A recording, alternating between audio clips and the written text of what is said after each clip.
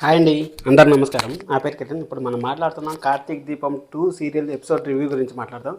అలాగే ఫస్ట్ నుంచి అయితే మనం సీరియల్ గురించి చూసుకున్నామంటే ఎలా ఉంది సీరియల్ అనేసి కూడా ఈ విశ్లేషణ అయితే చేయబోతున్నారు. నన్ను ఒకరైతే క్వశ్చన్ చేశారు, సార్ మీరు కార్తీక్ దీపం సీరియల్ రివ్యూ ఎందుకు చేయరు అనేసి. దానికి కూడా సమాధానం అయితే లాస్ట్ వరకు చూడండి, మీకు ఖచ్చితంగా అయితే ఇన్ఫర్మేషన్ అయితే ఇస్తాను నేను ఎందుకు చేయట్లేదు అనేసి.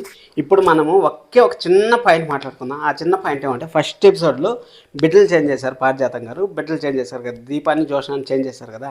ఆ ఒక్క పాయింట్లో దీపా కాకుండా జోష్నాగా ఉండింటే దీపాగా ఉండింటే అసలు సీరియల్ జరిగేదంటారా? మీరు ఒకసారి ఆలోచించుకోండి. ఎందుకంటే ఇప్పుడు ఆ పాయింట్ మీదనే సీరియల్ మొత్తం ఇప్పుడు దాదాపు 380 ఎపిసోడ్ల దాకా జరుగుతుంది కదా. 380 ఎపిసోడ్లు ఇదే జరుగుతుంది అంటే మనకు తెలుసు దీపానే వాళ్ళ ఇంటి వారసురాలనేసి. అక్కడ మన కాశీ గారికి తెలుసు దీపానే ఇంటి వారసురాలనేసి. కానీ ఇక్కడ ఏమి జరుగుతుందో మెంటల్ టార్చర్ ఎలా ఉంటుందో చూపిస్తూ ఉంటారు కదా.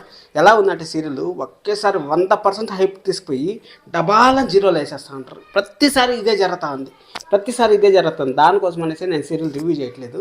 ఏం జరుగుతుంది ఈరోజు ఎపిసోడ్ ఎక్స్ప్లెయిన్ చేస్తాను చూడండి.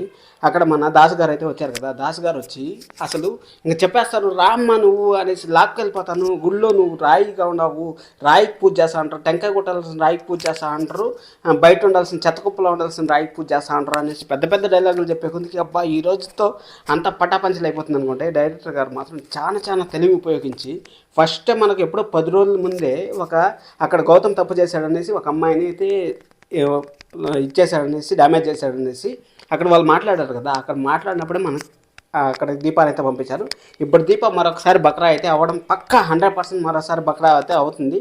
ఎందుకంటే అక్కడ వాళ్ళని చూస్తుంది, రేపు ఎపిసోడ్లో చూసిన తర్వాత కార్తీక్ బాబు చెప్పిన తర్వాత ఈ విధంగా జరిగింది, నేను ఒకసారి మీకు చెప్పాను కదా అనేసి చెప్తారు. మళ్ళీ రెడ్ వచ్చా మొదలెత్తా ఇంకా జోష్నాకి పోతుంది. అక్కడ మన దాస్ గారు అయితే మళ్ళీ గతం మర్చిపోయారు. ఆ పల్లెలు ఎందుకు ఆడ పెడతారు, పల్లెలు ఇంతకుముందు కూడా అదే విధంగా పెట్టి జోష్న కార్తీక్ నిశ్చితార్థం క్యాన్సిల్ అయింది. ఇక్కడ కూడా అదే సినారియో జరిగింది.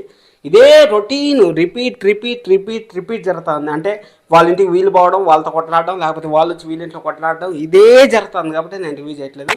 మీరు ఎలా ఉందో చెప్పండి. ఎందుకంటే మంచి టైము, మంచి కపుల్స్ కాబట్టి సీరియల్ అయితే ముందుకెళ్తా ఉంది. ఇది మాత్రం 100% రైట్.